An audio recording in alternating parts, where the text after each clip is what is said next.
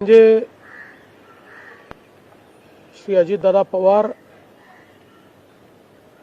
महाराष्ट्रातले एक लोकनेते होते आणि महाराष्ट्राच्या कानाकोपऱ्याची माहिती असलेला,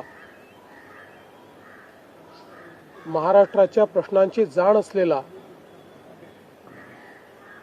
अशा प्रकारचा हा नेता होता की ज्यांच्याबद्दल जनसामान्यांमध्ये प्रचंड मोठी आस्था होती. अजितदादा एक अतिशय संघर्षशील अशा प्रकारचं नेतृत्व होतं आणि सर्व परिस्थितीमध्ये न डगमगता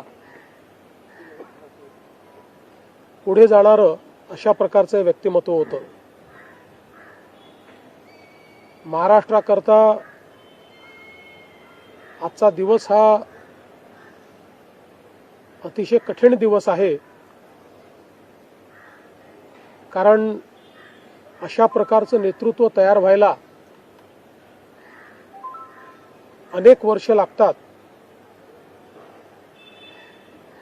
आणि